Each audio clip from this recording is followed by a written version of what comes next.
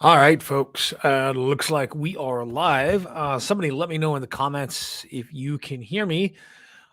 So today, what are we talking about? I wanted to talk about something that I don't normally talk about, and that's to talk about geopolitics and the global economy. Now, I do talk about the economy quite a bit. I talk about investments quite a bit. I generally tend to avoid politics, although I do believe that some discussion around what's going on in the world is warranted right now, particularly in light of all the misinformation that I keep seeing around the world, especially in regards to inflation, in regards to its causes, and how you can invest to sort of handle that. So I'm happy to take this discussion anywhere you guys want to, as long as it involves the global economy, or our U.S. economy and geopolitics. I want to stay away from specific issues like the Supreme Court looking to overturn Roe versus Wade. I'm not really interested in that unless it has something to do with the economy.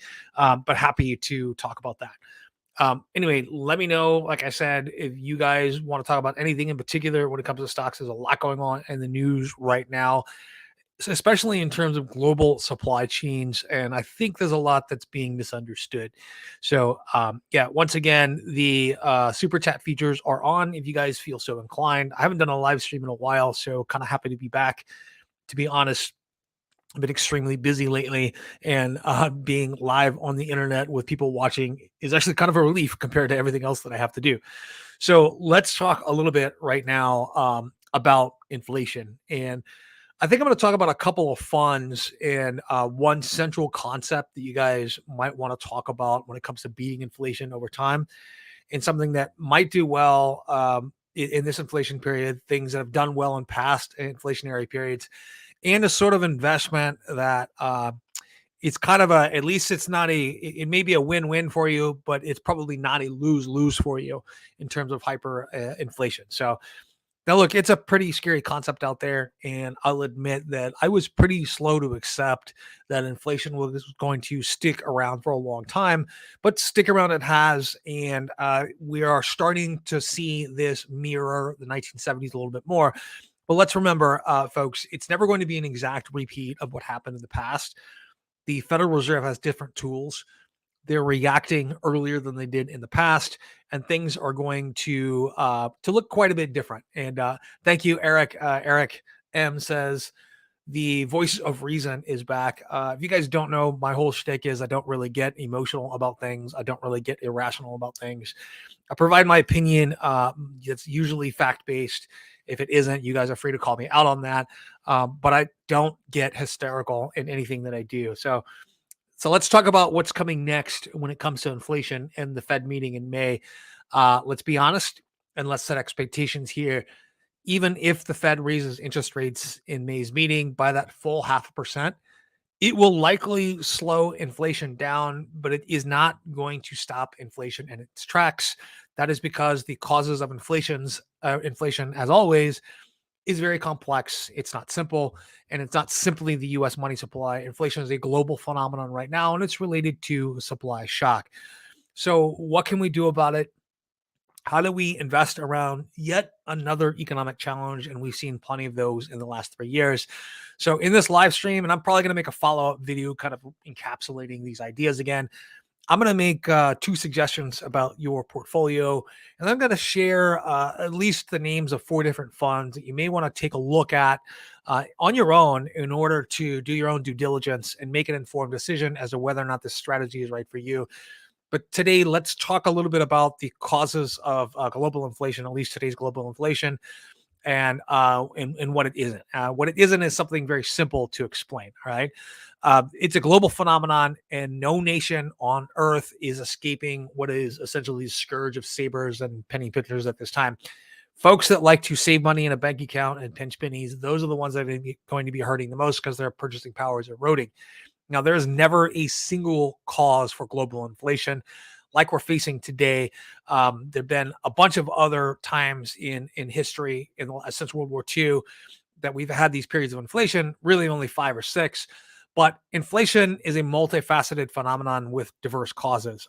Like I said, since World War II, the world has gone through 5 or 6 separate periods of inflation. triggered by global events, depending on how you look at it. For the purposes of this live stream, though, I'm going to go with 5 periods rather than 6. And there's some disagreement with academics. There's one period that's kind of usually divided into 2, but in many cases, it really can be considered one really long period of inflation. Some had really understandable causes, like some of these events had understandable causes, and some of them were a bit more opaque, but most of them had to do with supply shock or demand acceleration. The first episode of inflation was immediately following World War II, when the inflation rate peaked at 20% for a couple of years. Pent-up demand, just like today, post-pandemic, pent-up demand was a major cause of supply chain disruption. There simply wasn't enough supply to meet demand for private sector products, and it took a long time for our industrial base to kind of switch back to that. But a major contributor also would have been the removal of price controls that were imposed during World War II.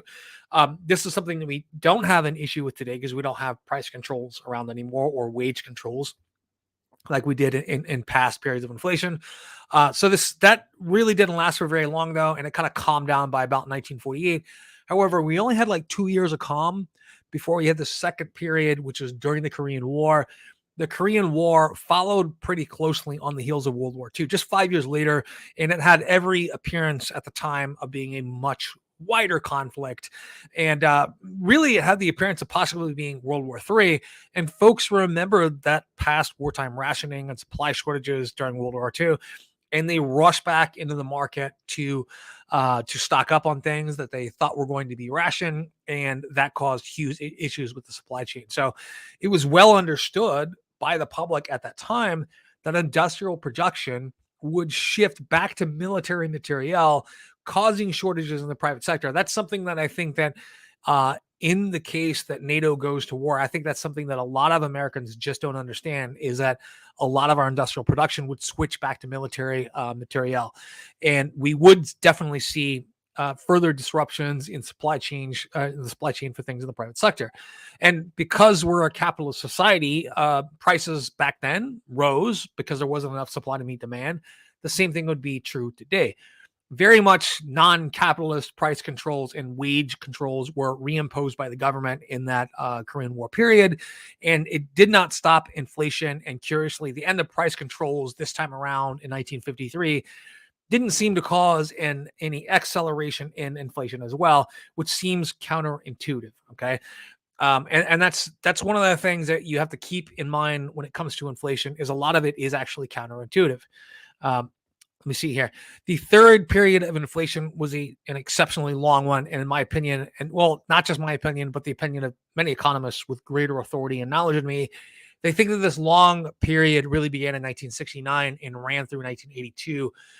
Even though some of those academics, like I stated before, separate this into 2 different periods, I tend to think it was just one. The causes were initially a little bit mysterious, and you really couldn't put your finger on any single cause. The inflation was mild, but it was above normal, and it lasted for a few years. And that was from like 1969 to 1973, 74. But a few years later, supply shocks would cause inflation to skyrocket. And this is probably the inflation that your boomer parents and grandparents are so afraid of. So from 1965 to 1969, the Western world was in a sustained booming economy, which increased prices. GDP growth averaged, global GDP growth averaged like 4.8% at an annual rate. To put this in perspective, 3% GDP growth is considered really, really good in the US. Everyone is satisfied with 3% growth. The Fed, the public, capital markets, everybody. At 4.8%, sustained over a long period of time, though, the economy is overheating and you start to see cracks. And most notably, you see those cracks in labor markets. Jobs are going to be plentiful. The economy is booming for the moment, but people to fill those jobs are not as plentiful as the jobs, which is something that we're seeing right now. And you start to see significant wage inflation, which leads to price inflation, which led to another period of government intervention back in the 1960s. President Nixon instituted a freeze on wages and prices. Inflation fell after this occurred, but it still remained stubbornly slightly above the Fed's target rate of inflation. And what happened next, of course, is and the response to what happened next is the stuff of legends when it comes to finance nerds like myself. And those really challenging times created someone that I think is truly an unsung American hero. And I'm talking about Paul Volcker. Beginning in 1973, the United States experienced its longest stretch of inflation because of two separate surges in oil prices, which caused a disruption of supply chains globally as the price of energy affects the price of just about everything else. And I think you guys know where I'm going with this right now. We're seeing another supply crunch on top of an already existing supply crunch from COVID. We're seeing an energy supply crunch right now. And so I'm not just referring to the current conflict, but to the already existing supply chain issues that we had because of the end of COVID. So, yeah, I think we're kind of screwed here in the short term. When I say the short term, I mean a year and a half to at least 3 years out. That might be long term for a lot of people. So, the first oil shock was caused by the oil embargo that was imposed by which back then was called the Organization of Arab Petroleum Exporting Countries, which today is just called OPEC. The the Organization of Petroleum Exporting Companies. They took out the Arab. And this had the full endorsement of the Soviet Union in 1973. This was as a result of the U.S. supporting Israel in what was known as the October War, the Ramadan War, the Yom Kippur War, whatever you want to call it. The embargo was imposed on more than just the United States. There were several other nations targeted, and the embargo caused the price of oil to rise by about 300% in just over a year. It rose from roughly $4 a barrel to $12 a barrel, which it sounds ridiculous now, but that's what it rose to. While prices did decline some after 1974, when the embargo ended, they never really did retreat back to pre-embargo levels for very long, as inflation seemed to have caught fire and oil prices rose again after that. So, in truth, the second surge came pretty quickly after that. And it was caused by a decline in oil production due to the Iranian Revolution and the oh so joyful Iran-Iraq War, which lasted for 8 years. And that was a more slow drying up of oil production capacity. And neither the Iranians nor the Iraqi oil production has ever really recovered from 1979 until today in some respects, meaning they should be a lot further along than they are. I know they're producing more today, but they should actually be producing a lot more. And they have the capacity to produce a lot more, but with the imposition of sanctions on Iran and the following Iraq wars, neither country really has ever been able to reach their full potential. From 1973 to 1979, inflation averaged somewhere north of 11%, but it wasn't just oil shock or supply shock. Inflation is multifaceted. The U.S. was also coming off the last vestiges of the gold standard at the time. The economy stagnated, and folks started calling it stagflation. But we had more problems on top of this. In addition to all of the other previously mentioned issues, there were somewhere north of 60 countries in that period who pegged their currency to the U.S. dollar. So, and this is still an issue today, by the way. So if you don't know what a dollar peg is when a country maintains its currency value at a fixed exchange rate to the US dollar, and the country's central bank controls the value of its currency so that it rises and falls along with the dollar. So the dollar fluctuates because it's on a floating exchange rate, and that is actually more volatile than it was in the 1970s. Actually, it was more volatile back in the 1970s because we were just coming off of the last part of the gold standard. Today, it's a little bit more stable. But a dollar peg uses a fixed exchange rate, and the country's central bank promises you, the foreign country that pegs its currency to ours, the central bank promises to give you a fixed amount of currency in return for US dollar. So why is that a problem, right? It makes the US dollar kind of really attractive as far as an investment goes. The problem for the US, and this is still the problem today, is that in order to have a dollar peg, the country in question has to have a lot of actual physical dollars on hand to maintain this peg. So most of the countries that used a US dollar peg, these are countries that had significant exports to the United States. And China doesn't have an exact peg to the United States currency, but they do maintain their currency using this same method, but they use U.S. debt to do this. This is why China has $1.6 trillion in U.S. debt. So let's say a company sells to the United States, a company receives a lot of dollar payments, and they exchange dollars for local currency to pay their local workers and domestic suppliers. The problem is when there's inflation in a country like the US, central bankers around the world need more and more physical dollars in their central bank every month because we don't have, or back then in the 1970s, you didn't have dollars as electronic entries in a ledger. At that point, you need the actual physical currency in order to guarantee a stable currency peg. Today, that situation is totally different, but this caused a giant problem. Foreign central banks around the world were literally sucking paper money out of circulation in the US and putting it into safes abroad in order to backstop their own currency.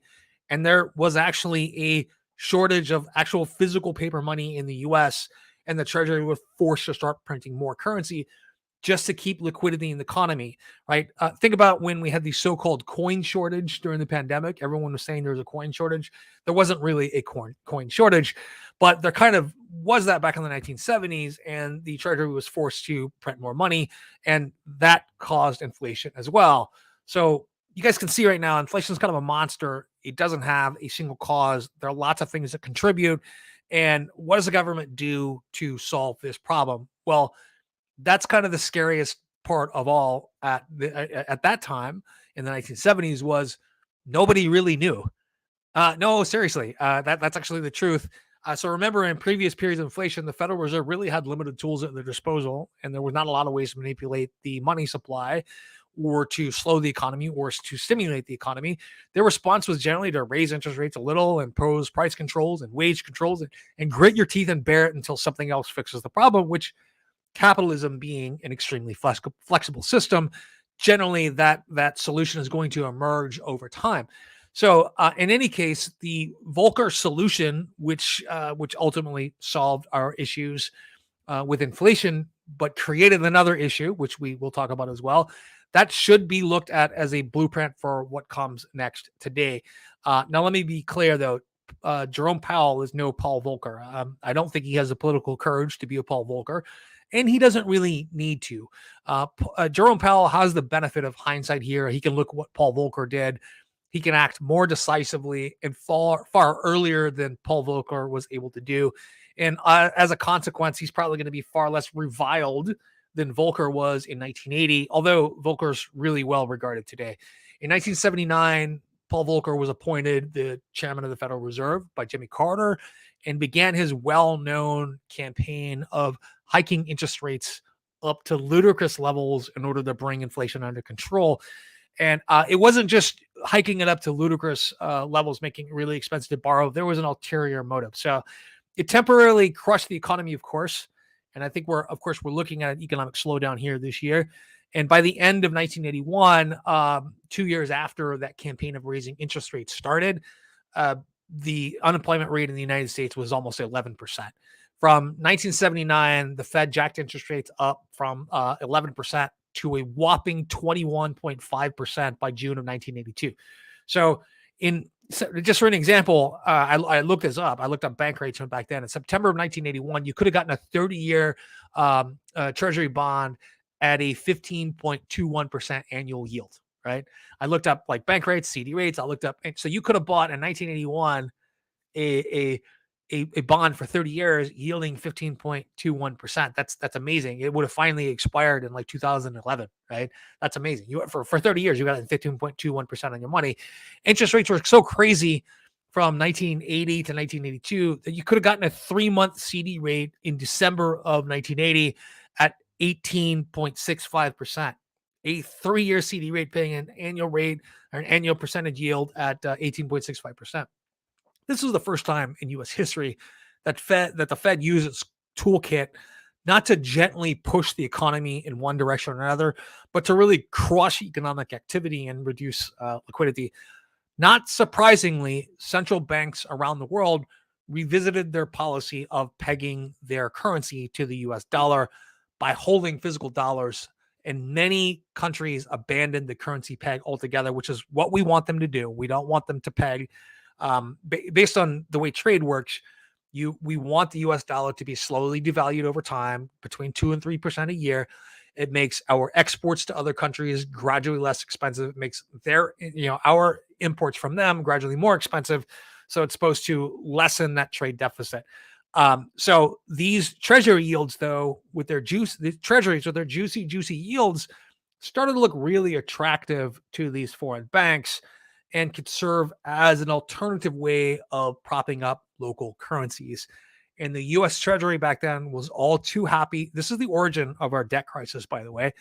The the United States Treasury was all too happy to oblige in coordination with the Federal Reserve to oblige these countries by issuing more debt so the Federal Reserve could sell it at an auction to those foreign central banks and suck those dollars that had been out of circulation overseas back here to the United States. But you aren't going to believe what happens next, okay? And I learned this on my tour of the U.S. Federal Reserve in Washington, D.C. a long time ago, like 20 years ago. So it's 1980. You just sold a buttload of treasuries at a really high interest rate. What do you do with all those dollars? You can't put it back into circulation. It doesn't help you with inflation. It might actually just cause more inflation. So what do? Actually, you just shred it. That's no kidding. They shredded hundreds of billions of dollars and over a 4-year period, and then they burned it. Right? Crazy, but that is exactly what happened. Over a 4-year period, they were shredding money on a daily basis to take it out of circulation. Another thing that happened was that we in the United States, along with several other nations who were experiencing inflation, we all did the same thing. We all used a similar strategy and essentially exchanged high inflation for high national debt. Was this the right move to do at the time? Maybe. Is this the right move for today? Probably not. Inflation did decline, but now the economies of the West were in deep recession. And additionally, tax revenues were down below expenditures because the economy sucked. And in order to kickstart the economy, the Reagan administration decided to cut taxes and institute a massive military spending program. And other governments chose massive social spending. We chose military spending. This worked to stimulate the economy. It was our first sort of modern stimulus package, if you will. It didn't look anything like the last 3 stimulus packages we've had, but it was the first modern stimulus package where the whole point was to stimulate, at least since the Great Depression and the New Deal and all that stuff. So, but national debt is also a far more complex topic than most people realize. That video is for a whole nother day. So I'm going to move on, but the inflation crisis was actually the origin of our national debt crisis. If you looked at before Ronald Reagan was in office, and a lot of people blame this directly on Ronald Reagan, that's probably not true. You should really blame this on inflation, that the national debt crisis was really exchanging high inflation for national debt. Now, we had 2 additional bouts of inflation after that, and briefly in 1991, as a result of the first Iraq War, yet another oil price shock. And again, briefly in 2008, CPI rose to 5% for 2 months straight before the bottom dropped out of the economy all on its own. But also, this was the result of a different kind of oil crisis. So you see what's going on here. Before the price of energy started to rise to a really high level, we already had inflation. Now we've got the price of energy is going to add to inflation here. So that one in 2008 was driven by the price of crude briefly reaching $147 a barrel. Still hasn't reached that today. Most people have kind of forgotten this episode because it happened right before the Great Recession, and all of a sudden we had much bigger problems to look at. But that was solely driven by futures trading on oil, it was just literally this positive feedback system on futures trading for oil that drove the price up to $147 a barrel. The price crashed, and the the Great Recession happened right after that. So, look, this long thing that we talked about, I'll talk about inflation right here, is really just kind of setting the stage here. Inflation is really complex. Its follow-on effects are really complex. And anyone trying to tell you that it's simple either doesn't know what the hell they're talking about, or they're trying to sell you something. So don't make any rash decisions based on one YouTube video you see or another YouTube video you see. Nobody really knows what they're talking about, and nobody really knows what all of the follow-on effects are going to be, because global supply chains are enormously more complex than they were even in the 1970s and 80s, the last time we had a similar a similar set of world events that was going to jack up inflation. So what comes next is not going to be an exact repeat of the 1970s and 1980s. Heck, it may not even be all that similar because Jerome Powell, the head of the Federal Reserve, has that benefit of hindsight, has learned from history, and can act a lot earlier. So what do we know is going to happen because inflation looks like it's persisting, because the war in Ukraine is dragging on, and the continued shutdowns in major industrial and port cities in China is continuing? I do believe that it's going to persist at this time, and that supply chains are going to be snarled for years, and they aren't going to stabilize anytime soon. We can almost bet that interest rates are going to continue to rise over time because the Fed and capital markets are going to make sure that they will. Capital is going to get scarcer, and as a result, borrowing is going to be more expensive, and the economy is going to slow down. Does that mean a recession? Possibly not. But a soft landing for the economy may not be in the cards despite what the Fed wants. Will the stock market decline? Very likely, even if we don't have a textbook recession. The degree to which this information is already priced in, though, isn't really clear at this point. So here's where I'm going to make a couple of different suggestions about your current portfolio. First of all, don't rush to make any changes to your long-term strategy. You do have one of those, right? It's not all about short-term trading, and it's not all about what happens this year, but what happens, 5-10 years down the road. So your strategy should be designed to weather a variety of challenges. A bear market typically lasts between 9 and 18 months. And we could already be 6 or 7 months into a bear market, particularly when you look at the NASDAQ. The NASDAQ is basically trading at a 60% discount. Something like 50% of the stocks on the NASDAQ right now have already declined by 50% or more. As a whole, though, when you average it, it's basically the technology stocks we all love on my channel are trading at a roughly 60% discount right now. So recovery from a bear market happens at warp speed, and it happens when you least expect it, and generally right around the time you're feeling the most terrible about the market. So the people that are bailing on strategies now will likely not time the market correctly. The vast majority of them won't. There's tons of research on this. They're likely going to buy back in at worse prices later on. And that's just what happens in every bear market. Most people time it incorrectly, and that's why we call it a bear market, right? The second thing I'm going to suggest, beyond having a long-term strategy and sticking with your long-term strategy, not my long-term strategy, yours, is review your portfolio, really evaluate your picks based on the long-term potential of the stock or the position. Why did you buy it in the first place? Has anything about the company fundamentals changed? Has anything about the sector fundamentals changed based on current economic circumstances or what the future looks like for that industry of that company? If nothing has changed about the future growth prospects of the company, apart from the challenges of the temporary macroeconomy right now, then you probably shouldn't exit those positions, causing a possible taxable event and the potential of having to re-enter those positions that you really want to be in at a worse price point later on. So as a financial professional, I see this happen all the time. Short-term maneuvering to avoid seeing red on your screen for a few months actually results in most cases folks are underperforming by a pretty wide margin over the long term. And most of the time, folks that are caught in this trap either don't want to realize it or won't admit it. So, all right, that's your current portfolio, and you have some homework to do on the things that you own. But what about new money coming in? You may want to choose to see this as a buying opportunity for the positions you currently have. I certainly do. I see this as a bargain hunting opportunity for things on my wish list. I just wish that I had more money at this time. But maybe you want a fresh idea on how you can possibly generate return that keeps up with inflation and offers some downside protection as well. And what I'm going to suggest is that you take a look at the wonderful, wonderful world of convertible securities. Now, this is something that has not been popular since the early 2000s. And no, I don't want you to hunt through a mountain of individual issues.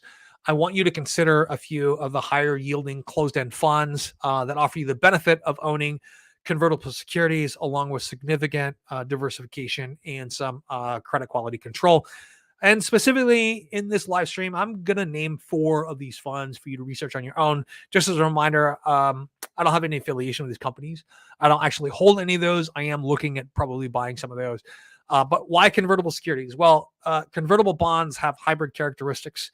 They capture much of the potential return of stocks with some of the risk cushion from bonds. So a convertible bond is a fixed income corporate debt security that does yield interest payments. Now, in the recent past, a lot of corporate bonds, convertible bonds issued by like Neo or by Tesla have not had any yield whatsoever, but they could be converted into a predetermined number of shares in the underlying common stock of the company. Going forward, though, you're going to see these convertible bonds offering interest rates, 3, 4, and 5% that you collect. And if the price goes over, essentially your what's called your strike price, you can convert that into a predetermined number of shares. So Tesla is an example of a company that has used massive amounts of convertibles to finance its rise. It's expansion. The conversion of from bond to stock can be done at certain times during the bond's life, and is usually completely at the discretion of the bondholder. And here's how it gives you the best of both worlds. So let's say, for like simplicity's sake, that a company's stock is $20 per share. You don't know what the economy is going to do, so you buy a 5-year convertible bond in that company, $4,000, and it yields 5%, right? So, and it can be converted into 40 shares of common stock. So, if the stock rises anywhere above $25, you can convert that security into 40 shares of common stock for an immediate profit. If the stock fails to rise, you collect your interest payments for the lifetime of the bond, and at the end of the period, you get your bond principal back at the end of that the term of the bond. It seems like a win-win for convertible security holders for sure, right? So when you invest in convertible bonds, you know that if the stock goes down, rather, your downside is a positive rate of return, meaning the interest that you receive on the bond, and you're getting your money back, right? The principal of the bond. And if the stock goes up, you get to enjoy the gains in the price of the stock. It's a pretty good way to be in the market, especially in stocks that go up and down a lot, really volatile stocks and really volatile industries. So in the past decade, though, convertibles haven't been that great of an opportunity unless you bought Tesla or Neo, because of the low cost of capital. Really, the low cost to borrow money drove interest payments down to nothing, and there was a relatively friendly environment for companies to just have a secondary issuing of common stock to raise money. That era is likely coming to a close. We're probably going to see fewer secondary offerings and more offerings of convertible securities at this point, because the cost of capital is rising. If you're issuing a convertible bond, then you can issue it at lower coupon payments or lower interest payments than you can just a regular bond. We are going to see more convertible issues. We're really seeing a return to this market. And this is why I think you want to investigate these couple of closed-end funds that I'm going to mention right now, or ETFs, or whatever you're looking out there right now. So yields on these funds right now are looking pretty darn good, but you need to be a little bit cautious about that, because it's not all just the interest that they're receiving. Some of that is considered return to capital. So I'm going to list 4 closed-end funds. They have current yields of around 9% and long-term historical total returns between 11.1 and 17.7%. Definitely worth taking a look at. Do your own research, sort of make your own decisions as to whether to buy, sell, or hold these funds. And just as a warning, folks, the expense ratios for these funds are sky high, and I'm not even sure why they're sky high, because typically you don't do a ton of trading inside of one of these ETFs or closed-end funds, particularly with this type of security. It's certainly outside of the industry norm for ETFs and for closed-end funds. Even for an actively managed ETF, these are high fees. So aside from that, though, yields look juicy, but don't get hung up on that distribution amount. When these funds disclose their sources of distribution yield, it's usually a combination of interest payments and capital gains. And a lot of times that distribution is more than income from fund operations. And some of the funds that are distributed are considered return of shareholder capital, right? So they're not gains, and that'll be indicated on your tax records when you get that back. So most of these funds advise that you should not draw any conclusions about the fund's investment performance from the amount of distribution or from the fund's managed distribution plan. past returns look great, but focus on total return. And more importantly, the forward-looking environment, whether or not that looks good for the particular industry that you're investing in. I think it looks really good for convertible security returns, and I think we're going to see renewed interest in this this forgotten asset class. So the 4 funds are this: Advent Convertible and Income Fund that trades under the ticker AVK. That is AVK. Virtus Allegiance GI Diversified Income and Convertible Fund. It trades under the ticker ACV. In Calamos Convertible and High Income ticker. That's Calamos Convertible and High Income, trades under the ticker CHY, and Calamos Convertible Opportunities and Income, and that trades under the ticker CHI. These are closed-end fund. Once again, folks, not a recommendation, buy, sell, or hold. You got to do your own research here, okay? So I'm going to go through some of the comments that are here, and let's see here.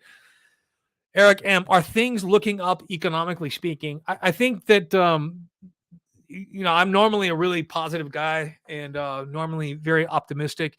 I want to say proceed with caution at this point. I'm a little bit less optimistic than I was even at the beginning of the year. And that largely has to do with the conflict that's going on in Europe right now. We're going to see continued issues with supply chains. We're already seeing serious issues with supply chains. A few of the things that we probably shouldn't worry about here in the United States, there's not going to be like a food shortage here. We can increase agricultural production pretty much anytime we want to. The whole idea that the world's going to run out of fertilizer, parts of the world may run out of fertilizer, the United States will not. We produce fertilizer from natural gas and atmospheric nitrogen. We have plenty of that here in the U.S., and we have all the chemical facilities we need to manufacture that. It's just been cheaper to get nitrates from Russia for quite some time.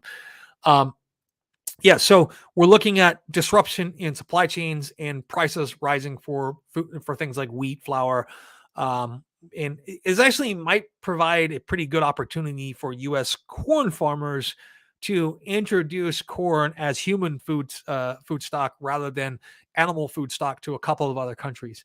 And I know that sounds like a weird statement for Americans, but there are plenty of countries where maize is actually seen as something you feed to animals and not to people. And they don't have a tradition of eating a lot of corn. And this could be an opportunity. In a lot of ways, this conflict in the Ukraine could very much be looked at as an opportunity for the U.S. to grab a greater share of global trade and a number of different commodities.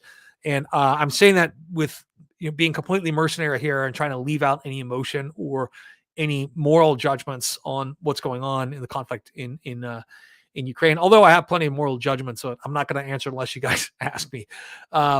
So Paulo Mateus says, hi, Jason, I know you're extremely bullish on SoFi. Just wondering why SoFi, example, over Affirm. I don't have the best answer for that, Paulo. The reality is I just haven't really looked into Affirm. There are so many different fintech companies that are out there. I just took a look at Moneyline. There was an issue when I published Moneyline and I edited the video, so it didn't get a lot of views. But I did kind of a complete breakdown of Moneyline's business model.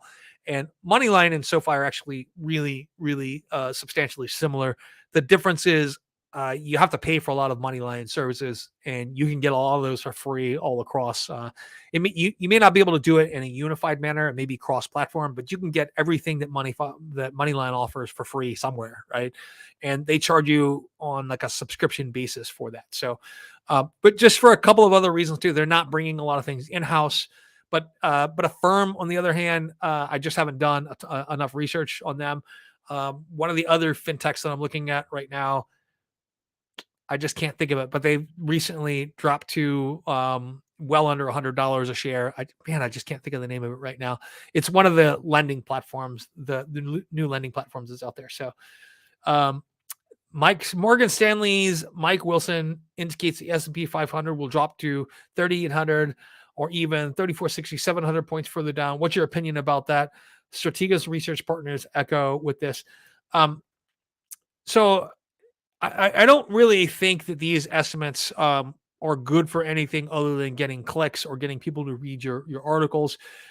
I will say one thing, that if we are already in a recession or we are already in a bear market, that is already being reflected in what's going on the NASDAQ. The NASDAQ is down quite a bit. Like we're looking at, like I said, basically a 60% discount on technology stocks from just 6 months ago. I think that it's possible that we're looking, and technology stocks, the Nasdaq is always more volatile, more extreme than the S&P 500. It's more narrowly focused. It's also tech heavy. I do think, though, that dropping to 3,800 or 3,460 would be a bit more severe. Remember that look what the S&P 500 did during the 1970s. It wasn't a straight drop. So 1973 and 1974, you had a drop of I think 23 and 25% in back-to-back years, which is significant, which would be something what they're suggesting right now.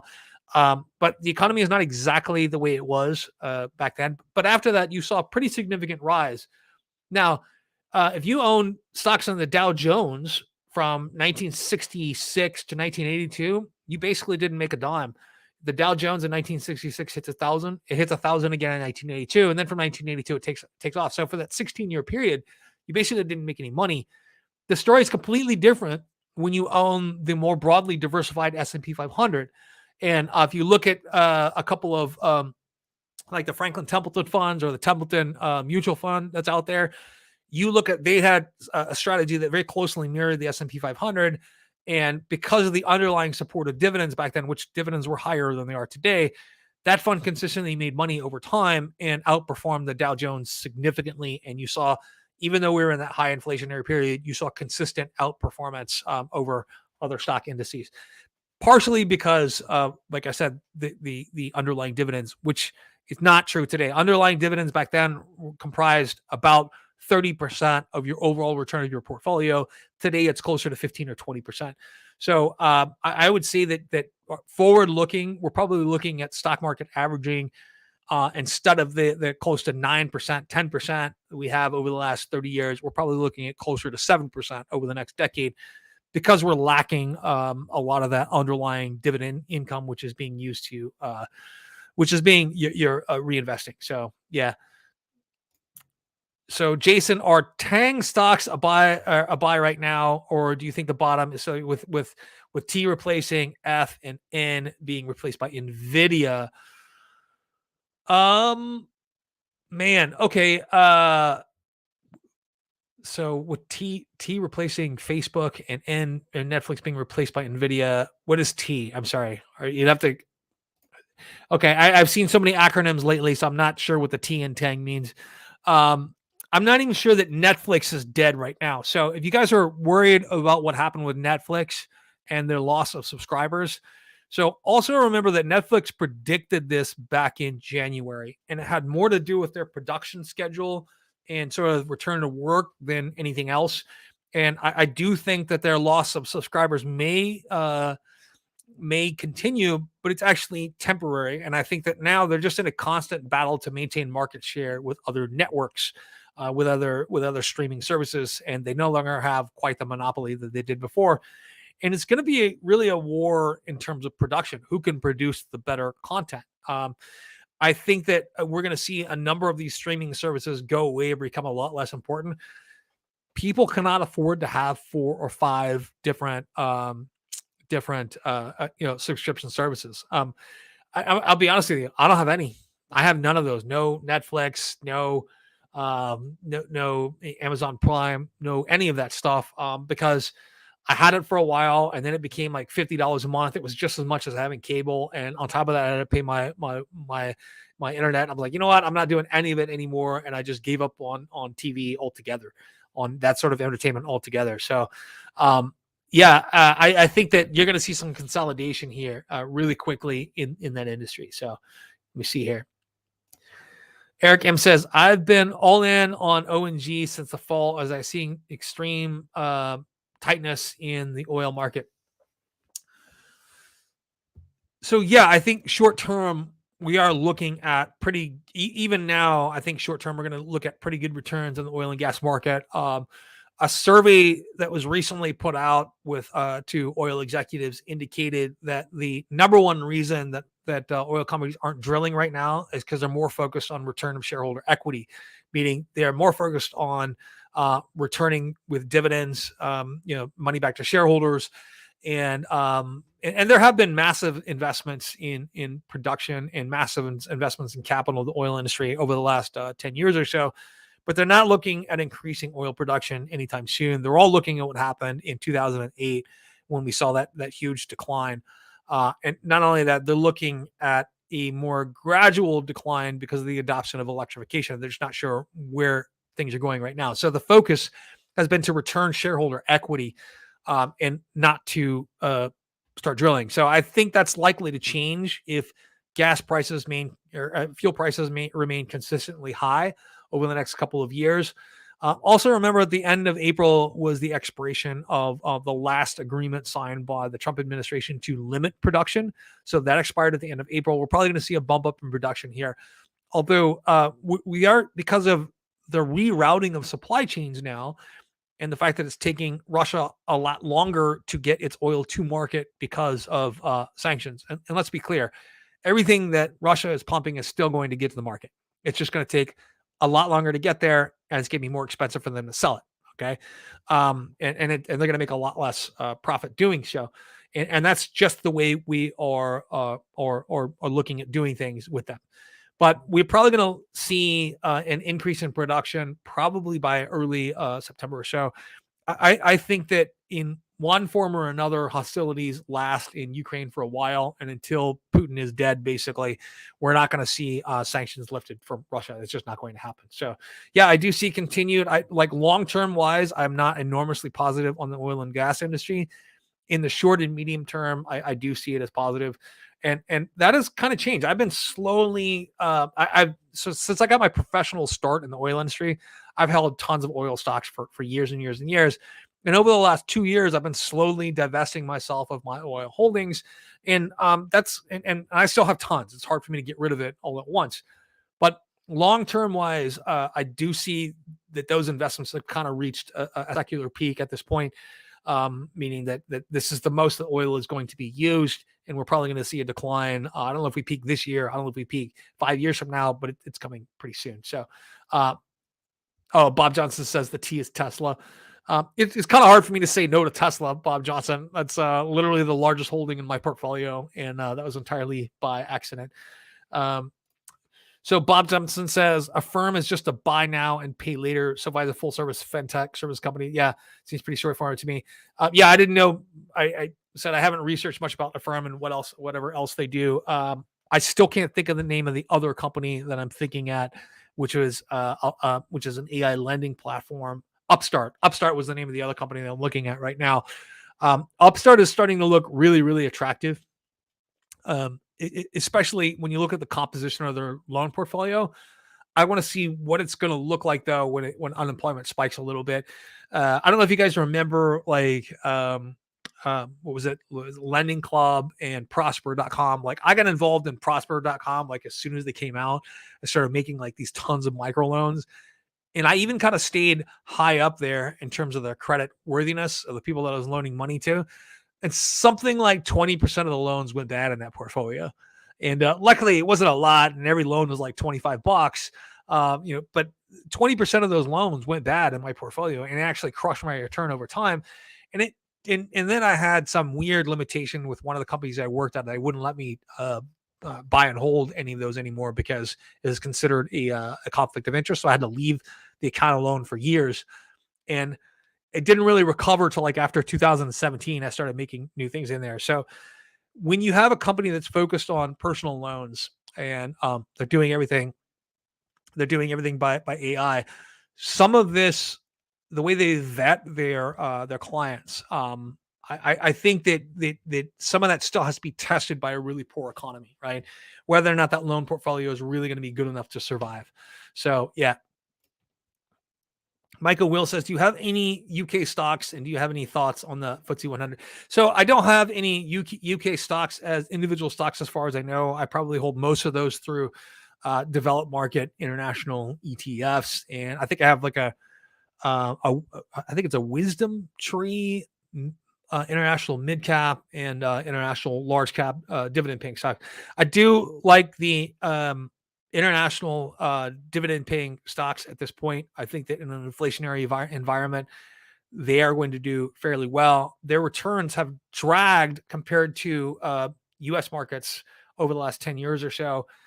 And if you look right before all of this started, folks were really looking at Europe finally, after more than a decade, entering back into an expansionary period with their economy. And then this happens with Ukraine and Russia, right? I still do think that fundamentals look pretty good for the economy if we can get things figured out with supply chain in the next year and a half to 2 years.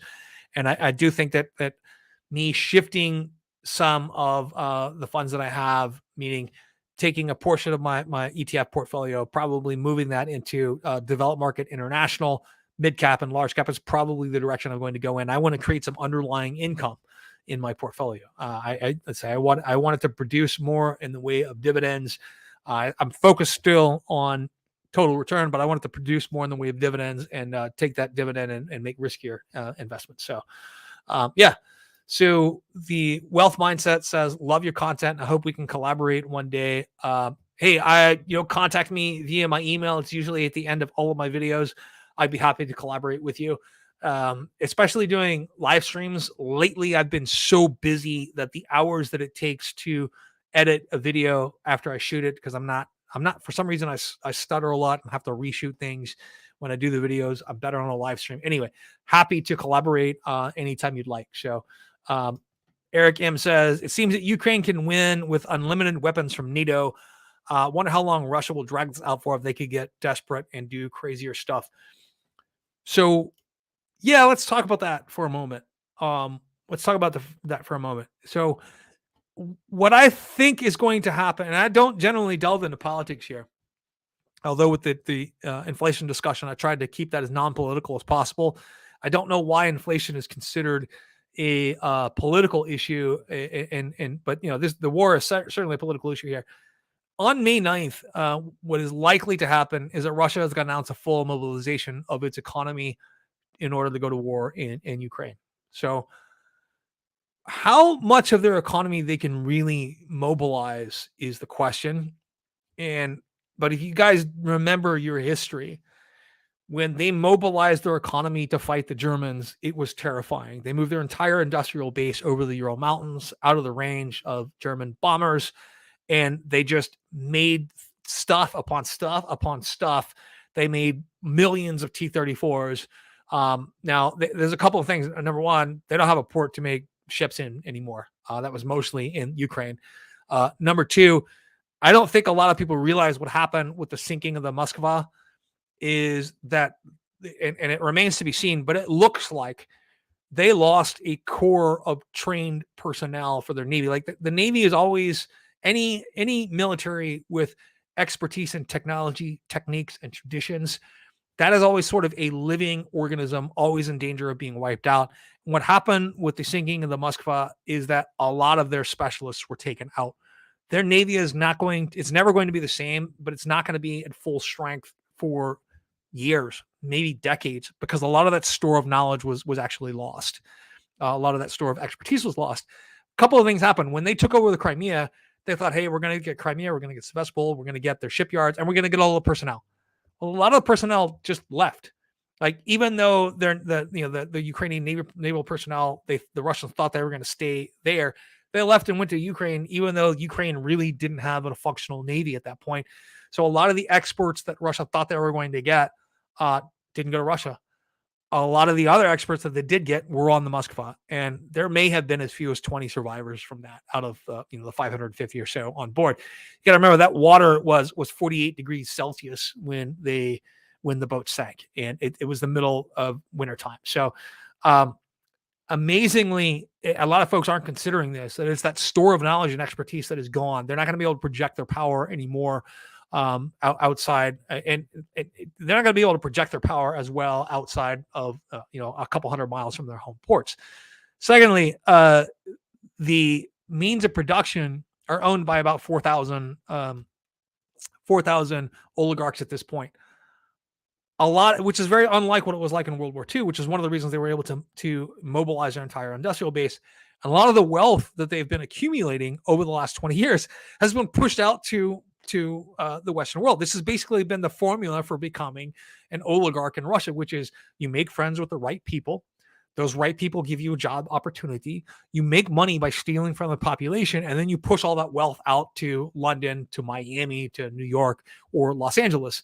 And now all of that's in the hands of the West.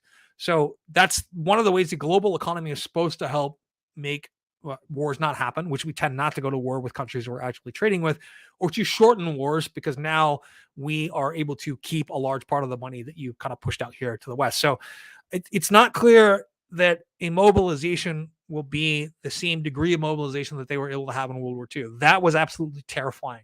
That was, 100 million people all working towards that common goal of grinding Germany into the dust. And Germany basically didn't have any allies. Ukraine has plenty of allies. The problem is we have not really committed our industrial production to Ukraine at this point, and none of our allies have either. We're giving them the stores that we have right now. We've already given away 25% of our stores of surface-to-air missiles, our Stingers, and roughly 30% of our supply of javelins. And I've actually been to the Javelin factory in Huntsville, Alabama, or at least driven past it. It's not that large of a space. I don't know how many javelins they can produce in a year. But yeah, so there's a lot of things that I don't know if they can win or not. Like, remember, we're only being shown the things that we want to see by the mainstream media right now. And I don't really know what the situation is like there on the ground, other than the front is not moving very well,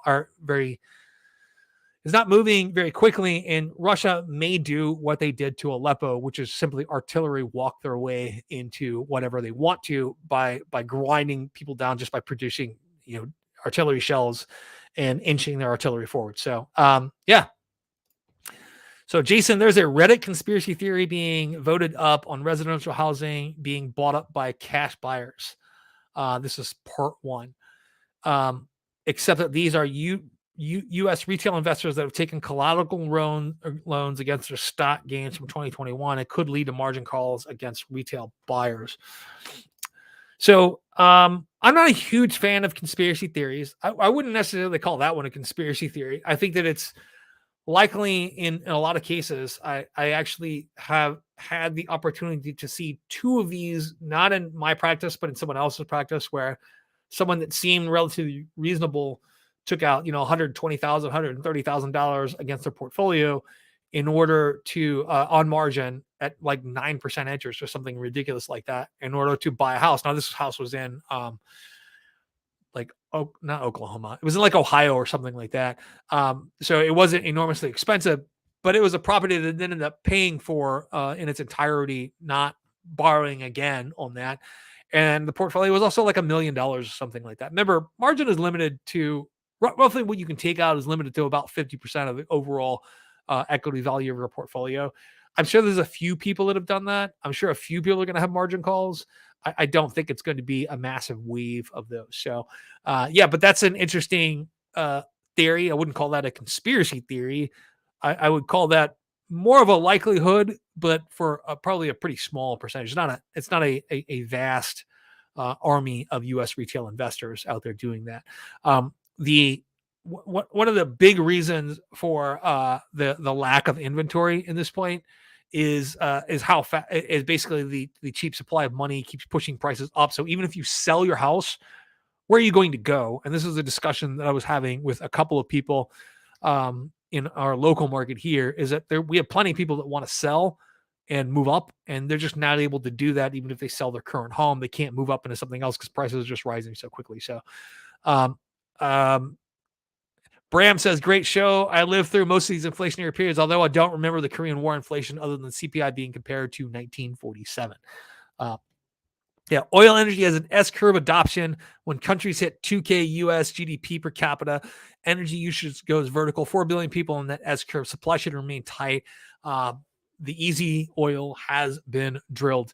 The easy oil has been drilled, but you're looking at oil being the proxy for energy in terms of that S-curve. And now we're entering into a different type of economy. We're entering into a battery electric economy. Look at Norway. In January, 83% of all new cars sold in Norway were battery electric vehicles. It's something like 55, 60% for Iceland, 65, 70% for the Netherlands. And these are countries that are well beyond the adoption of oil, but we're probably looking at some of these countries right now that are close to 2,000 GDP per capita. Their energy usage is still going to go vertical, but it's going to go vertical in a way that uses battery electric technology, meaning that rather than selling mass amounts of gasoline to billions of people, you're going to sell concentrated amounts of energy to energy generation facilities where you have concentrated and contained. It can be done in a relatively efficient manner. Well-to-wheel efficiency on a car at best is 15%. You can actually do a better job. I know people always forget the intervening steps in delivering gas from the well to the vehicle, and they think that it's impossible to deliver fuel to a power generation station to create electricity, convert that or put that into a car, and then convert that into motion. They think that has to be because of the laws of thermodynamics, that it has to be less efficient than actually delivering gasoline. You forget all about the intervening steps in between pumping the oil out of the ground, converting it into gasoline, various other forms, liquefaction, transportation, compression, whatever you're doing to it, and then all of the processes that add on to that. It's a lot more efficient to concentrate and contain energy production in power generation facilities, or even to create, on the long term at least, is going to be more efficient for solar energy and that sort of, and to store energy. So I think we're looking at the nature of S-curve adoption for energy is going to change as we go forward. I do think that, look, there's still going to be a huge demand for oil out there. 26% of oil use in the US has nothing to do with transportation. 26%, right? So it's plastics, it's other industrial uses and that sort of thing. So, but a huge portion of it has to do with transportation, and some of that is going to go away simply because electric vehicles are going to be a lot more efficient in that respect. So, Jason, I put your name forward for a collaboration with a small YouTube channel called Playing Ftse, a UK group of 3 guys. Okay, awesome. Oh, wow. That'd be great. He said, I'll collaborate with anyone who's basically not a Nazi or someone else relatively objectionable like that. So, and the reason I say that is I had a friend of mine, and I'm not going to mention who it was, who brought someone on his show that I knew back in the day in high school, who was actually, they were talking about a subject that wasn't related at all, but the guy was literally a freaking Nazi when we were in high school. And he hasn't really changed. He just grew his hair out.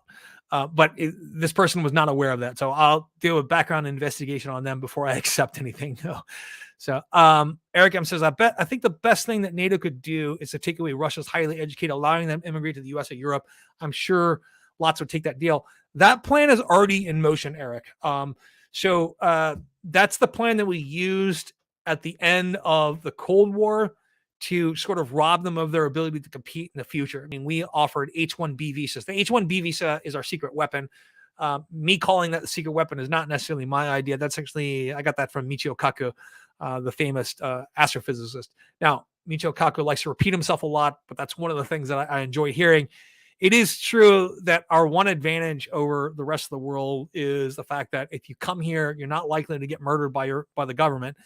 And we offer H-1B visas to people who are highly talented in one field or another. And that has been really one of the secrets of our economic progress over the years. Think about how much immigrant vigor we have in the United States, how many immigrants you have that end up taking high positions in commerce or professional circles because of the drive they have to succeed when they get here. And a lot of that has to do with the H-1B visa.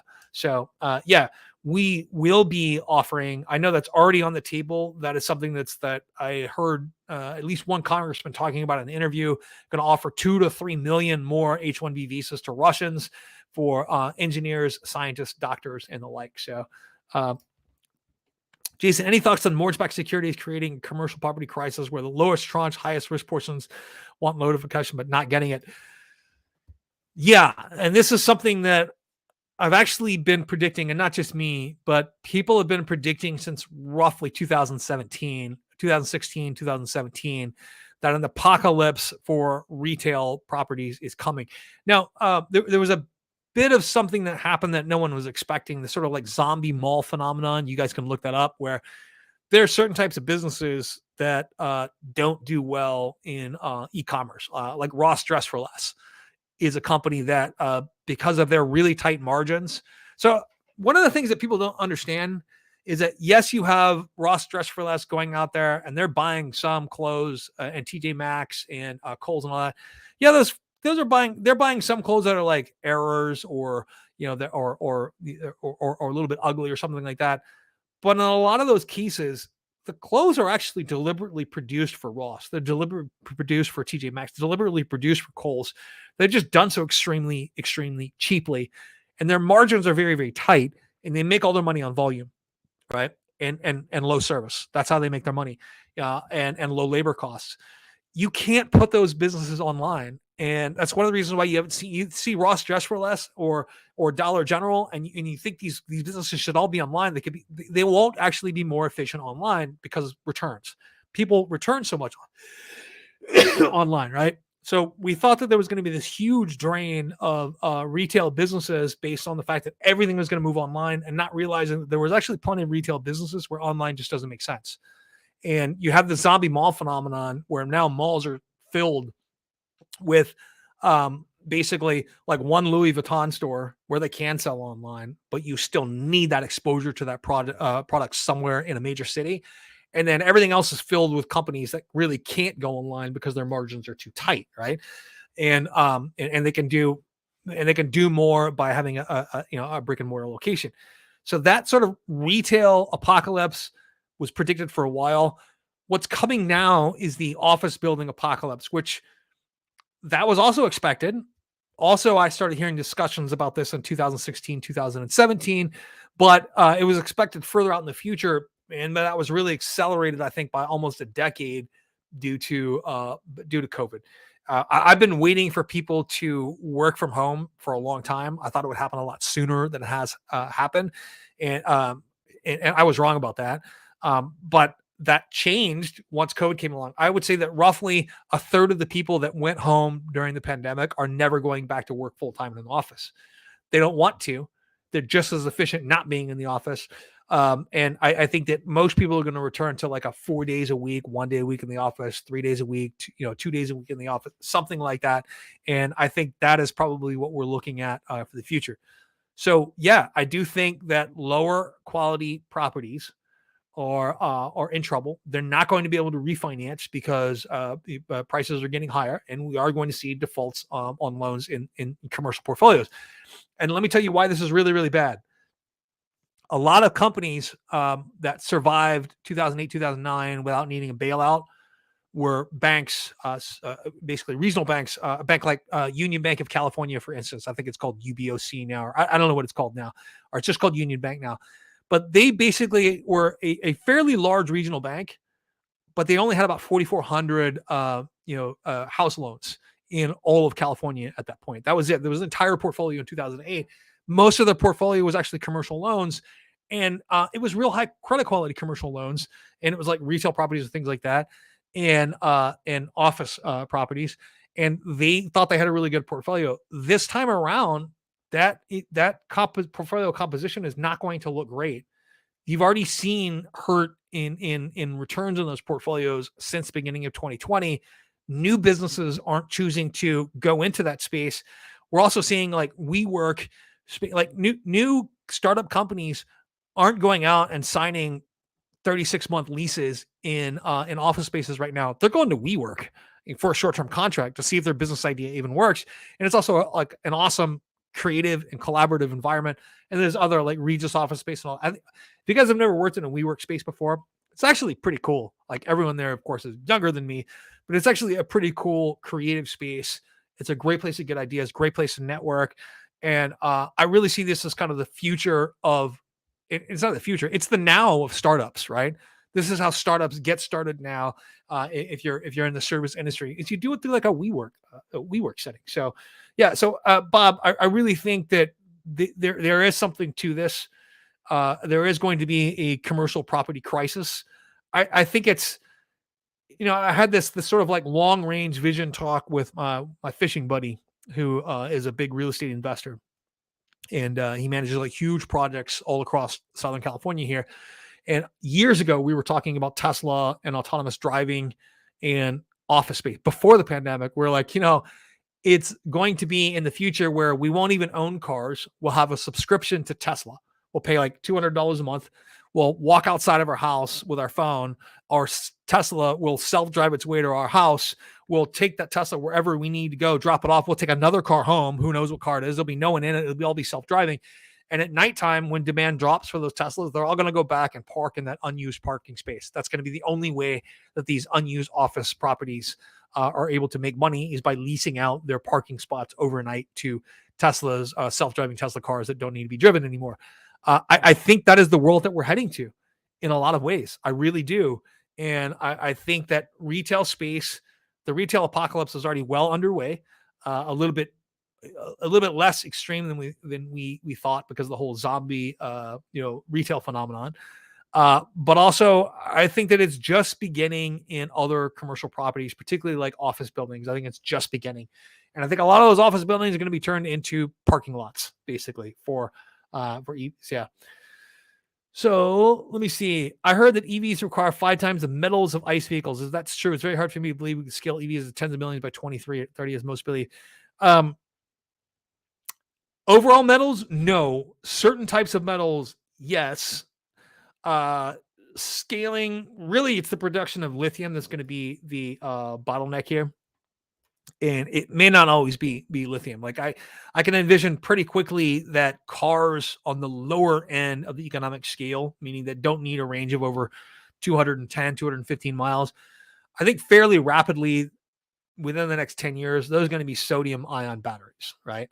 But even more quickly than that, you're going to see lithium iron phosphate batteries become the standard, the cathode chemistry, which is going to eliminate cobalt, manganese, that sort of thing. So yeah, in terms of all metals, not necessarily more than the rest of vehicles, but in terms of battery cathode materials, absolutely right now. Battery management system is also like pretty metal intensive, but integrating that with a new sort of frame integration, cell to frame integration, I'm not sure that that's necessarily true anymore when it comes to Tesla. Other companies are doing that though. So yeah, 5 times would be a number that I wouldn't trust. Do they use more? Probably. 5 times is a number that I definitely wouldn't trust until I've done some further research on that. So, okay. Hi, Jason. Anvar here, another new name. Do you believe Warren Buffett's recent big buys and oversold market indicated bear market rally expectation could help stabilize the market? So even at his wealth, he can't help stabilize the market on his own. He is a value investor. Not only that, he uses something called the dividend discount model to evaluate, and he's talked about this many times in the past. He just hasn't talked about it in the last 5 years or so. He uses something called the dividend discount model to value his investments. And I think he does it like on a 10-year rolling basis.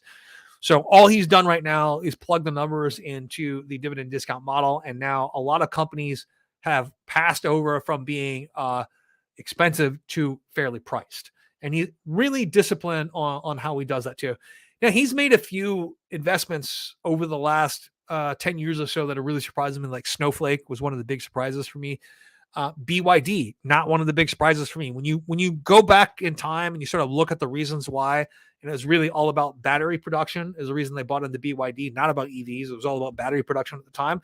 And it wasn't even necessarily EV battery production. It was more about cell phone batteries and just energy storage solutions at the time.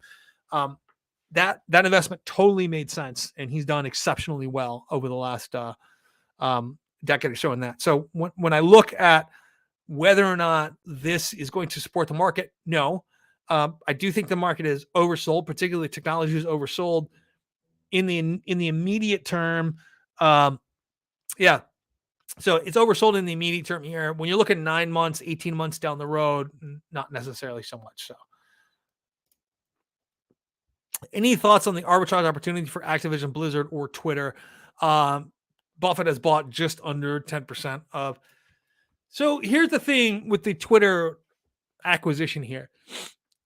I think that he's going to have a little bit more trouble finding financing for this than people think, partially based on the statements that Musk has said. Musk has pretty much said this is about free speech for him. And number one, put it this way, I don't necessarily agree with him that Twitter censoring certain stories is censorship, because Twitter's not the government, it's a private business. And Tesla has done this themselves, meaning that Elon Musk has personally canceled the order of someone who criticized Tesla, their event, right? But he's also publicly stated that this is not about making money, right? That's like a direct quote from him. He said, this is not about making money. So look, the business of business is business. Twitter is barely profitable. It has not been profitable for the last 2 years. You're going to spend $44 billion on a company and it's not all about making money. Either he's not being honest, or if he is being honest and I was an investor, I'd be very wary about giving $44 billion to someone without backstopping it with something like his stock, to someone who says, I want to buy a company and it's not about making money, because the whole point of owning a company is making money.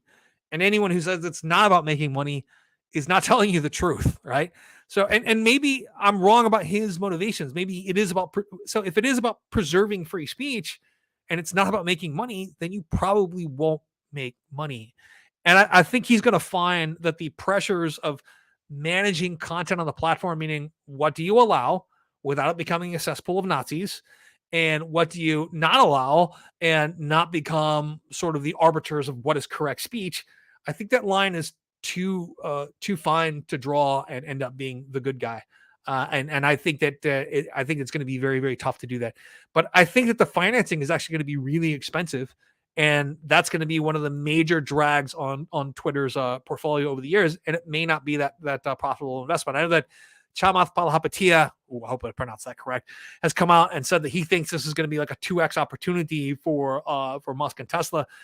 I'm not I'm not positive that it will. So I'm very, very skeptical. I'm very skeptical that he's actually going to make a profit on this, but I'm mildly skeptical that the deal's even going to go through, because the statements that he has made may make a lot of people who would backstop that deal fairly wary about that. And number one, Morgan Stanley is probably going to be involved on that. They would not be able to backstop the entire deal themselves.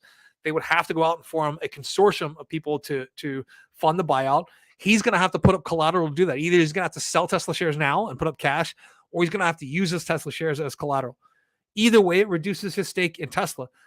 Severely reduces his stake in Tesla if the price of Tesla goes down and there's a margin call. So yeah. So I think this is really a lot more complex than people think, and I don't understand why. I don't understand why this was necessary. Yeah, I really don't. So anyway, you previously said that NVIDIA is a play on ARC-V innovation platforms. How are they a play on all five? They're involved in all five of them. All of them. Even the one you don't think is really obvious, which is the genomics platform. But they are very much heavily involved in the genomics platform. They're very much involved in the medical space. They're very much involved in AI. About the only thing, and this is the ARC-V platform, the other thing I'm not sure that they're involved in is 3D printing, but they're involved in all five of their platforms, especially when you're looking at AI, looking at the relationships between basically interactions between genes. A lot of that is being done with deep learning right now, and a lot of that is powered by AI. So Anvar, thank you so much for the super sticker. And Bob Johnson, thank you so much for the super sticker. Bob Johnson says, has your view on Algorand changed dramatically for the positive due to the FIFA partnership? Number one, I've always been positive on Algorand, but my issue is that I've been having trouble seeing lately how people being positive on Algorand translates to positive tokenomics. That's really the issue here. Without use cases, and FIFA is a big use case. It's huge. But they've been quietly disrupting for a while now. They've become one of the major ways to send remittances all over the South Pacific. So a lot of island nations like the Marshall Islands in particular, and they actually have more Marshall Islanders living off island than living on the island, and all of them send remittances back home. And when you're doing that with the Western Union, you are paying a lot in the way of commissions. So cryptocurrency in general has taken a lot of that away, but Algorand really specializing in sort of the low-cost transaction fees, proof of stake, low-cost transaction fees, that sort of thing. That is really has really powered the sort of expansion there. And then they made a couple of moves in Central America and a couple of moves in South America too. And they're disrupting things from the bottom up, which is kind of a little bit more what's described by Clay Christensen in his book, The Innovator's Dilemma.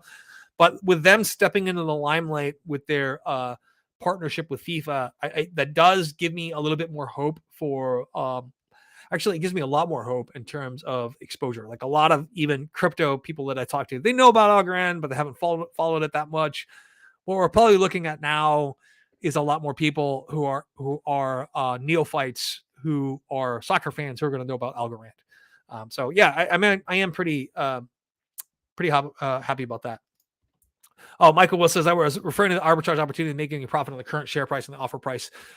Yeah, as far as I know, based on the doubts that I was talking about, the price of Twitter was actually still below the offer price, below what was the tender offer price. Very curious about the tender offer price right now. Twitter really didn't have a choice as to whether or not to accept that, right? The price of Twitter has dropped pretty precipitously over the last couple of months.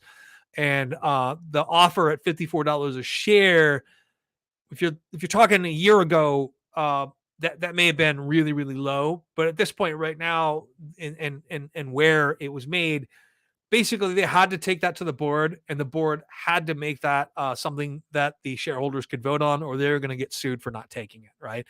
And that was kind of the way that Elon Musk maneuvered them into that. It was actually a brilliant maneuver in a lot of respects, and the timing is just perfect on that. And I think it's something like that may have been planned for a while. So yeah, but I do think that there is an opportunity there with Twitter.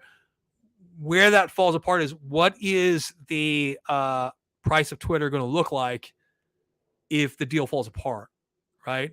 Is it really $49 a share? Is it $35 a share? Is because it was $49 when I looked at it a couple of days ago. So yeah, I think it was it $54.80 is what the tender offer is for. And I think the last time I looked at it was priced at $49 a share. An opportunity there if the financing comes together. The financing may not come together for that. So I'm curious to see exactly what happens. And Eric M says Bitcoin 1 million by 2030. No idea. No idea. The world of cryptocurrency right now is innovating so rapidly. I think that it's entirely possible that that something else becomes equally important as Bitcoin in the next 8 years or so. Let me see here. And he said, I heard that BYD blew away its expectations of the deliveries again, just killing it. Do you think I have a US-China deal by June? And what impact would that be for Chinese ADR stocks? So BYD actually only trades on, they don't trade on a major exchange here. You can either buy them as an 8 share or you can buy them over the counter, I believe. It's BYDDY and BYDDF, I believe. So delisting for them means something a little bit different. And if you can buy the 8 share, it means you can buy a Hong Kong share and still hold it here. So I don't think delisting will have as big an effect on their stock price, because the 8 share already exists and it's already actively traded with millions of shares traded a day. So yeah. So, but yeah, they did. So, I mean, they're a professionalized company with 250,000 employees worldwide. BYD is not a nascent new player in manufacturing anything. It's not a surprise to me that they're blowing away Neo and blowing away Xpeng in terms of deliveries as they're growing rapidly. Now, are they going to be able to grow at the same pace that Tesla is over time? I don't know that that's true. And right now they're kind of focused on different markets as well. So I think that BYD is just kind of doing their own thing. And but yeah, I don't think we're going to have a US and China deal by June. That's not going to happen. I mean, guarantee it's not going to happen. China loves to drag things out. They see themselves as the world's greatest negotiators, right? And I think the reason they see themselves as the world's greatest negotiators is because they've proven time and time again that they can negotiate forever. So they may just be the world's slowest negotiators, but no, we will not have a deal by June. That's not going to happen. So yeah, if we do, I will gladly eat my words. Gladly eat my words. Okay. Yeah. Jason said your portfolio has 30% single stocks. Buddy money managers, do they own? Actually, most of them own very few in the way of individual securities, and they are a lot more personally risk adverse than I am. Most of the money managers that I know with the work with the extremely wealthy and have, when I say extremely wealthy, I mean like 10 million plus in terms of money managers. And my sweet spot is generally a little bit less than that. And partially because those are the people that I get along with better. They tend to deal with what's called like the whole family office kind of deal, where they're in the 10 to $100 million range, and that's who the money managers are, and they tend to see themselves, because you don't want a portfolio, you don't want a business practice where you're managing 80 families and trying to you're trying to tell them all, don't do what I do in terms of individual stocks because the risk is too great. So no, they tend to not have as many individual stocks. They'll have 4 or 5 individual stock picks. I usually have anywhere from 20 to 30 different positions. Some of them are really small and some of them are outsized. Like right now my individual stock portfolio is actually greater than 30%, and it's mostly due to Tesla at this point. And I still haven't decided what it is I'm actually going to do with that. But right now, every time I sell an option on Tesla, the premium that I make is going right into one of my index ETFs, just because I have so much in individual stocks right now. So any thoughts on the legacy of Kathy Wood and her ARC funds? I think she has a good analysis and information, but terrible timing and terrible fund management skills. She buys high and sells low. I think that any discussion about legacy is actually premature. She's basically had one bad year in the last 7, and whatever strategy she has, she's not going to abandon just because she had one bad year and really bad timing. Look at American funds, the way that so American Funds is probably the mutual fund company out there that has the most, this is not an actual word in English, the most stick-to-itiveness of any management company out there, meaning that they're the way they compensate their fund managers is on a rolling, I think, 4, 8, and 16-year bonus schedule. So the managers are actually incentivized to stay on a schedule that at like 4 years you achieve this return based on this strategy, 8 years this, and you get bonuses based on that schedule. So it kind of incentivizes them to do that. And even though they charge an upfront commission, and even though they have slightly higher fees than say like an index fund, in a lot of cases they're doing just as well over the long term while shielding you from short term losses during downturns. And a lot of it has to do with just sticking to a long term strategy. When I look at some of her short term trades, it doesn't make a ton of sense to me. It really doesn't. But I'm gonna reserve criticizing the strategy till later. I think that her core thesis on the misallocation of capital is correct at this point. But I think that her timing has been really bad. And for the most part, some of my timing has been bad. Some of your timing has been bad. If you've done any new investments in the last 10 months in technology, well, you may have timed something incorrectly on the short term. But when you're looking at the value in 5 or 10 years, I think you won't even remember this time period 5 or 10 years from now. Let me see here. Have you read Ray Dalio's new book on the changing world order? No, I have not read that book yet. I will say one thing. I am going to read that, but I have not read a lot of what Ray Dalio has said in the past, just because he is a perma bear. The sky is always falling for that guy. But I'm very interested in past like socio-economic macro trends. Very interested in different ways that the world order has changed. And so this is a book that I'm more likely to read because of that. Like, if you guys ever read like Guns, Germs, and Steel by Jared Diamond, that's kind of one of the main books that I sort of really enjoyed in the 1990s. I think that everyone should read. This book by Ray Dalio looks like it's kind of one of those grand explanatory type novels or rather books. I'm going to take a look at that. So, any insight on China's lockdown seems extremely cruel and illogical. Cruel, yes. Illogical, not if you have a medical system that absolutely cannot handle the sort of things that our medical system handled, and we didn't do a particularly good job of it. They don't have the coverage to handle even a mild crisis like we did, and we certainly didn't do a great job of handling it. I think that without the lockdowns, you're at the minimum you're looking at what we look like in April or May or something like that. But anyway, yeah. But in terms of their lockdowns being extremely cruel, I think that's also poorly organized. If you look at what Taiwan did in terms of their lockdowns, it was actually just as harsh as what China is doing. The difference is they were really prepared for it. They drew out a blueprint after the first SARS epidemic, and when in Taiwan they locked everyone at home. You stayed at home all day. You got a couple of calls a day from different people from the government saying, "Hey, are you okay? Do you need anything? Should we bring by some food?" They had people delivering food from the government. They had people delivering water. They had people calling you for psychological counseling. They had all kinds of things that were being done. China's not prepared for that. We weren't prepared for that.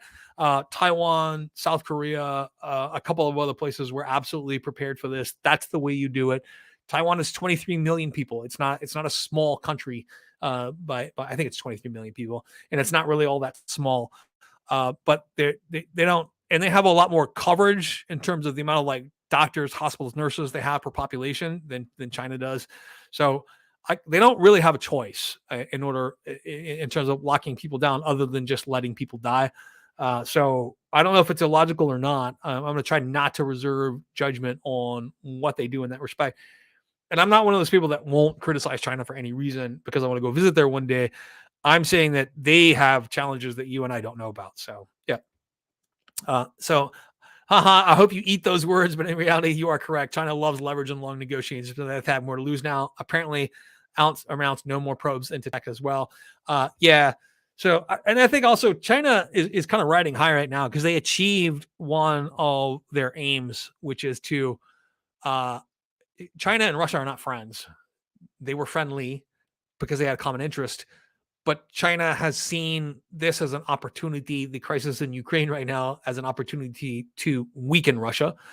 And I think they've also noticed that a partnership with them in terms of military technology was probably the wrong way to go. And they're going to refocus probably on developing their own technologies.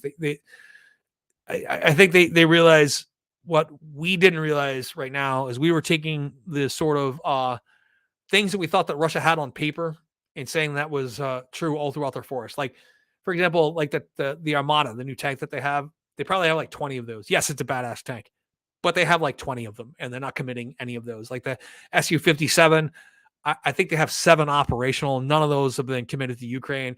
Their Su-34s or whatever have not done all that well in combat against older MiG-29s or against U.S. Stinger missiles and Starstreak and all that stuff. So, I think that China is going to be reevaluating their entire relationship with Russia at this point, and how that allows them to position themselves in the world of geopolitics.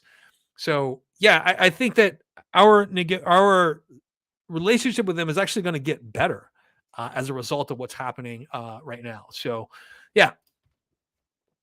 Have you ever bought stock exchanges? They said, no, I've never bought stock exchanges. Yeah, I've never bought any stock exchanges. And this is an idea that every couple of years someone brings up to me. And yeah. Oh, so Ray Dalio says a 33% higher chance of a U.S. civil war in 10 years and a 33% chance of conflict with China within 10 years, making ADRs risky amongst many other decisions. I would say that there is significant chance for civil war in the United States, maybe not within the next 10 years, but in the next couple of years. It's not going to go how the people who think they're going to revolt think it's going to go. And I'm not going to name any names here, but those people don't have any economic resources. They think they do, but they don't have any economic resources whatsoever. And it's not going to go as smoothly as they think. And there is no profit in civil war in the United States. We're all better off with each other. Yeah. And in terms of war with conflict with China, I don't think it's going to happen at all. First of all, China really doesn't get in conflicts with people. The last shooting war they had was in 1979. That was with Vietnam. It was brief, and they got rolled. The Vietnamese basically pulled a Ukraine on them. I wouldn't be surprised if Ukrainian commanders ahead of time looked at what Vietnam did to China and said, "This is the way we want to model our conflict," because the way Russia is invading Ukraine looks a lot like the way China invaded Vietnam, and the way that they are defending looks a lot. Yeah. So anyway, very, very interesting to say that. But China has never been a country that has started conflicts outside of their own borders. They've never been. They have not been expansionary since. Really since the end of World War II when it came to Tibet, which I think was a strategic mistake on their part. And so I think that this is it's very interesting that people think there's going to be conflict with China when they haven't had conflict with anyone for a very, very long time. So if anyone is looking to start a conflict with China, it's probably going to be us. And that's the sad thing that they would, if they were able to provoke us into a war of some sort, that would probably be the only reason we got into a war with China. They think that they have the moral high ground at this point, and they might. I don't know that they don't, especially when it comes to dealing with other countries, right? China only has to sit on its hands and benefit from the Russia-Ukraine war.